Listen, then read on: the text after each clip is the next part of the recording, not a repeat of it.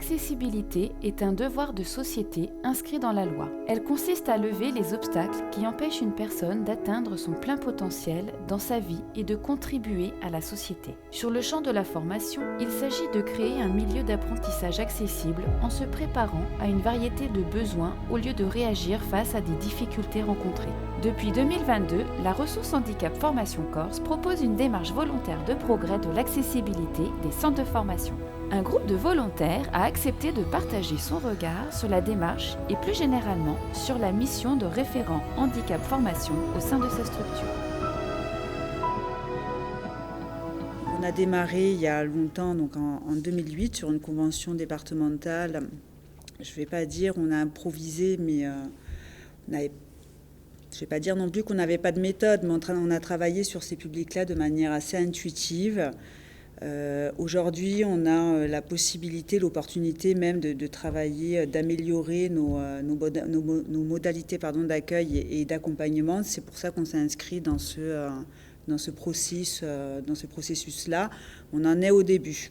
On est sur une phase de diagnostic où on met à plat nos pratiques, nos méthodes. La commande est liée. On est organisme de formation, les certificats LIOPI sans doute comme certains autour de la table. Donc il y a déjà un impératif de répondre à nos obligations d'organisme de formation pour tout ce qui est accueil du public. Ça s'impose. Au-delà de ça, de par mon expérience de plus de 15 ans d'accueil de ces publics-là, il y a forcément une curiosité. Et je m'aperçois qu'on n'a pas fait le tour de la question. Il est vrai qu'on a obtenu cette certification lorsqu'on a été sollicité, pour être honnête, par la RHF Corse pour mettre en œuvre une démarche de progrès. On venait de sortir de Calliope. Bon, j'ai pas sauté sur ma chaise et mon équipe non plus en disant bon super, on va enchaîner maintenant sur une démarche de progrès au prime abord. Comme la plupart ici, on est beaucoup dans la production, beaucoup sur le terrain. Et c'est vrai que l'avantage de cette démarche de progrès-là, c'est que ça permet de nous astreindre, de nous obliger à un moment donné à sortir un peu de ce quotidien-là, de cette production-là, pour essayer de faire le point. Bien, effectivement, il y a des choses qu'on fait, comme tu le disais, Marie-Ange, automatiquement, mais qu'on n'a pas formalisées. Et donc, ça nous permet effectivement de le formaliser. Et puis, c'est le cas pour beaucoup de choses lorsqu'on a fait l'autopositionnement, il y a des choses sur lesquelles on n'est pas bon. Ou sur lesquels on doit s'améliorer. Au départ, ça ne l'était pas formalisé, mais l'équipe enseignante a adhéré, accepte le handicap et a adhéré justement pour permettre à chacun d'arriver à avoir un CAP, un diplôme, mais aussi un métier et surtout un métier. Et là maintenant, bien sûr qu'on a formalisé et il faut formaliser parce que ça va nous pousser un petit peu dans nos retranchements et essayer de trouver des solutions. Alors pour tous, honnêtement, aujourd'hui, je ne vous répondrai pas ça, mais en tous les cas, pour un très grand nombre. On s'est aperçu que dans cette démarche de progrès, en fait, on cochait déjà, comme vous tous, beaucoup de cases, mais qu'on n'avait pas identifiées. Voilà, et donc ça va nous permettre d'avancer plus vite. Ça nous permet aussi d'avoir réellement pas qu'un nom sur un papier. Effectivement, on l'a instauré par Calliope, mais encore plus avec la démarche de progrès. On met en avant le fait que les personnes handicapées peuvent aussi accéder à ces formations. On est dans les métiers du sport, donc ce n'est pas forcément un métier où il y a beaucoup de personnes en situation de handicap qui viennent pour être formateurs, parce qu'on est là pour les former dans le métier de la formation. Et en fait, on s'est aperçu que il y avait une place pour les personnes en situation de handicap. Et quand ils prenaient la place, ils la prenaient même bien, et peut-être même des fois mieux que ceux qui n'étaient pas en situation de handicap parce qu'ils veulent mieux faire. Même s'il n'y avait pas cette obligation d'insérer les personnes atteintes de handicap, c'est quelque chose qu'on a toujours accepté et qu'on a toujours fait. Après, il y a des valeurs personnelles, je pense, mais c'est vrai quand même qu'on a toujours été un groupe favorable à ça, quoi.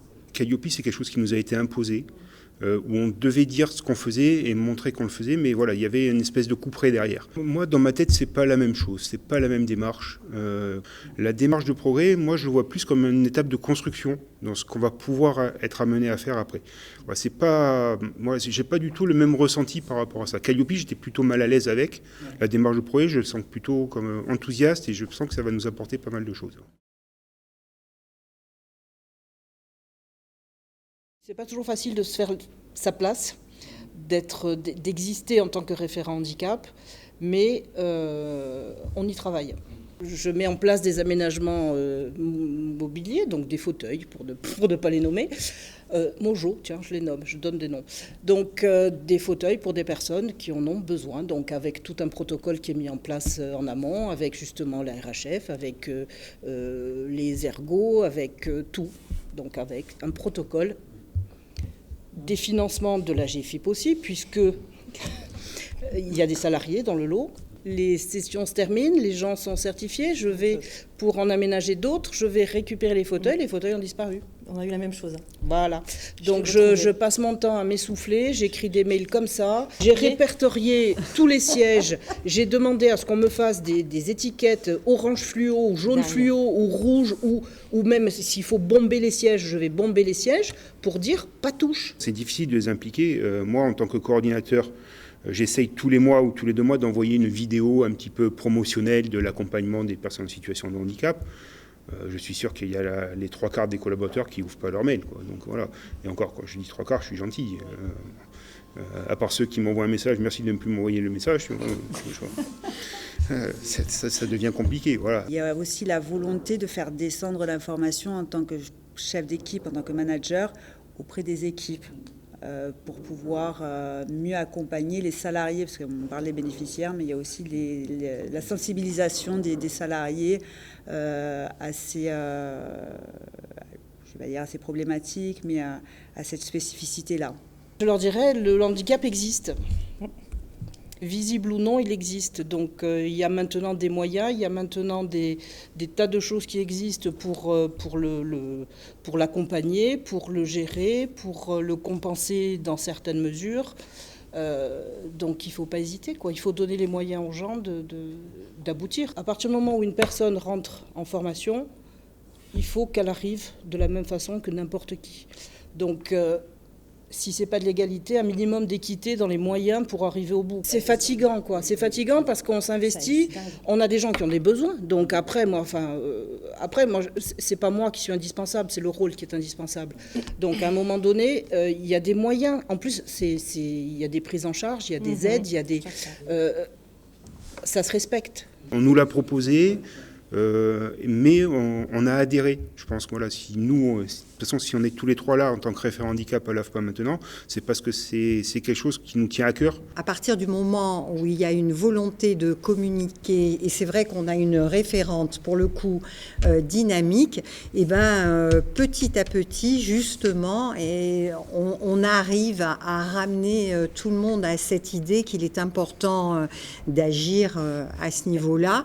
Et l'histoire justement du fauteuil, mais c'était vachement intéressant parce que du coup, le fauteuil qui a disparu, qui n'était pas là où il devait être, elle a envoyé un mail et elle a foutu le bordel. Et du coup, tout le monde a été au courant. Mais ça, c'est des petites choses qui sont hyper intéressantes, qui partent d'une volonté finalement, d'un référent, ok, mais d'une volonté de faire prendre conscience aux gens, en effet, qu'il y a des gens qui en ont besoin. Donc à défaut de me respecter moi en tant que personne, respecter le travail qui est fait, respecter le poste et respecter les stagiaires qui ont besoin. Donc c'est juste ça, parce que un stagiaire satisfait, c'est le centre qui est valorisé. On est identifié, je pense, à l'AFPA maintenant. Les formateurs qui nous ont sollicités sont contents du travail qu'on a fait, mais ça ne fait pas de tache d'huile sur les autres formateurs qui n'ont pas encore eu besoin de notre action. Je pense que la démarche de progrès, ça va permettre ça, justement. Ça va permettre de mettre en valeur ce qui a été fait au niveau de tout le groupe.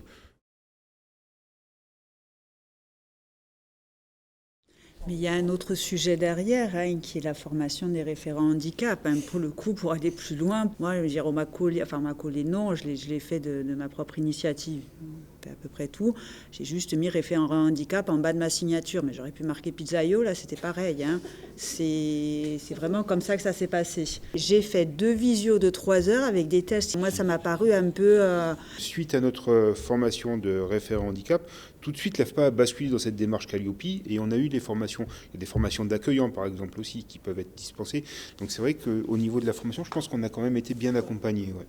On a un SPOC sur le handicap et on a un MOOC handicap qui sont disponibles sur la plateforme de l'AFPA que tout le monde peut suivre aussi, qui sont très intéressants et qui peuvent justement arriver en complément. Pour avoir fait la formation de référent handicap, c'est un début, c'est un marchepied, mais elle n'est pas suffisante en tant que telle. Moi, je me mets à la place de la personne qui est, je sais pas, le formateur, voilà, qui est le technicien dans son domaine. On prend un formateur en mécanique ou autre.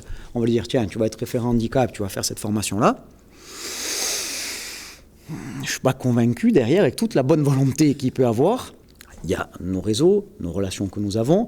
Il y a la possibilité, et heureusement d'ailleurs, systématiquement de mobiliser la RHF Corse, ce qu'on fait à chaque fois qu'on a une question. Mais je pense qu'il faudrait à la fois un système de formation initiale pour être référent handicap et puis de formation continue obligatoire chaque année pour continuer à être référent handicap. Moi, à mon niveau, j'ai le sentiment d'avoir eu la formation nécessaire. Maintenant, l'idée d'avoir des piqûres de rappel et des perfectionnement et des choses régulières, ça c'est autre chose et je pense que c'est ce qu'essaye de mettre en place le réseau RHF, c'est pour ça qu'on est là, c'est pour ça qu'il y a des webinaires. Quand on avait commencé, on l'avait déjà évoqué à l'époque avec Xavier, lorsqu'on parlait de qu'est-ce que devrait être la RHF Corse, ça serait aussi un prétexte de se voir, d'avoir ce temps-là de pause, de réflexion, de dire voilà, comment tu fonctionnes, qu'est-ce que tu fais, quelles solutions tu as trouvées. C'est le rôle de la RHF aussi, mais ça permettrait aussi ces temps-là de les ancrer.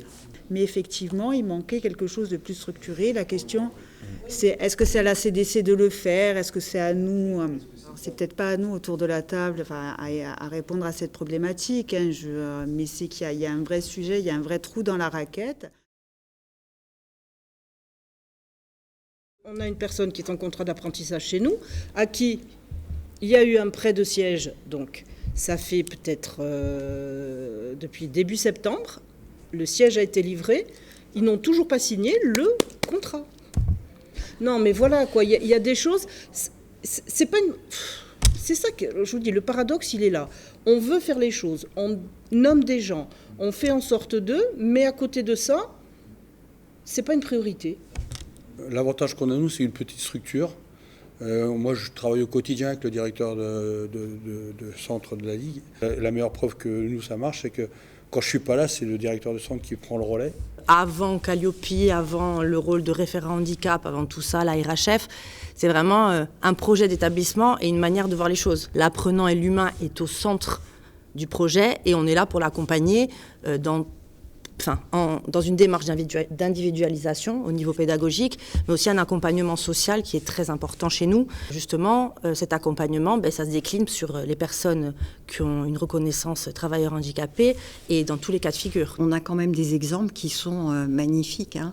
En l'occurrence, une autiste qui était très intelligente, mais à la limite, c'était difficile pour elle d'avoir un CAP. Il n'empêche que la méthode de travail qu'on lui a apportée dans les différents secteurs lui ont permis finalement d'avoir son CAP. Et ce qui est extraordinaire, c'est dans le cadre de l'entreprise, finalement, elle était et elle est très adaptée et elle est tout à fait épanouie. Nous, la grosse difficulté, je pense à l'AFPA, qu'ont les référents handicap, c'est la reconnaissance de leur travail. On a une fiche mensuelle sur laquelle on renseigne notre travail, c'est-à-dire qu'est-ce qu'on a fait pendant tout le mois de novembre. On a des cases pour tout, pour toutes les formations qu'on mène. On n'a pas de case pour le travail du référent handicap. C'est-à-dire qu'on doit remplir notre fiche à 100%, mais le travail du référent handicap ne fait pas partie de ces 100%-là. Nous, on marque les heures qu'on fait. Et d'ailleurs, Calliope nous a aidé à ça, et la démarche de progrès énormément aussi. On est des petits centres, on vous voit comme étant... je dirais les professionnels du secteur, et c'est le cas. En quelque part, je suis un peu surpris, et je rejoins ce que vous disiez, c'est que c'est vous qui devriez être en avance là-dessus et nous dire, voilà, nous, on a un poste dédié, on a 35 heures mois pour tel individu. En fait, il n'y a pas de ligne parce qu'il n'y a pas de financement qui correspond. C'est-à-dire que le travail du référent handicap, il n'est pas financé à l'extérieur.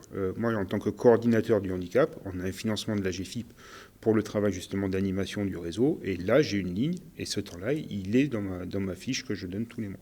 Là, c'est identifié comme une fiche de poste, mais une fiche de poste, ça ne sert à rien. Je crois que la plupart, elles ne sont même pas signées, donc en plus. C'était presque, oui, il nous faut des référents handicap, voilà, on te met toi, vous êtes content, c'est très bien.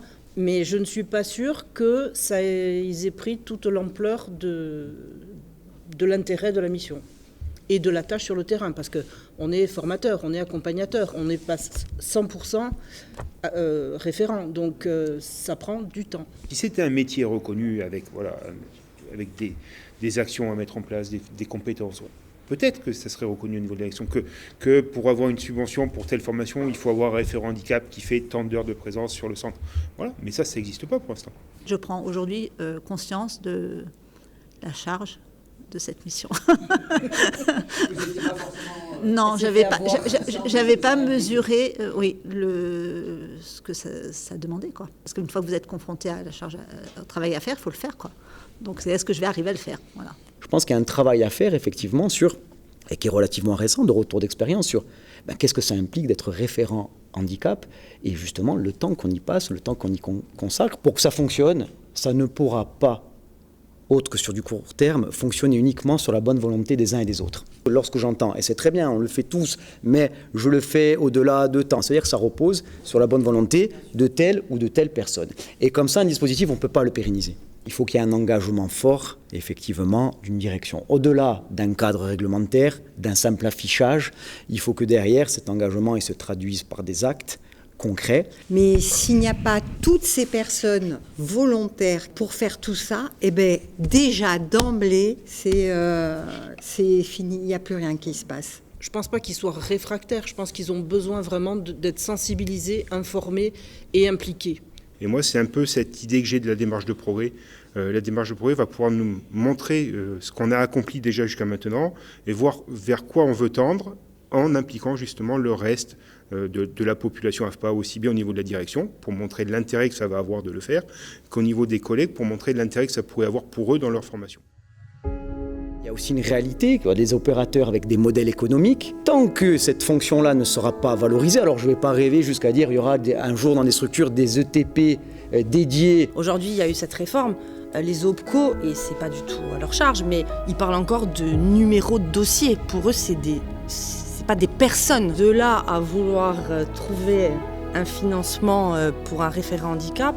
Oui, on peut s'interroger sur le financement, etc. À la base, je pense que s'il n'y a pas la volonté individuelle et la responsabilité individuelle, on n'arrive jamais à rien. Oui, il faut qu'on se batte, et c'est vrai qu'au départ, on n'aura pas grand-chose, voire rien. Mais je crois que c'est le départ de chacun des combats, et petit à petit, on va y arriver.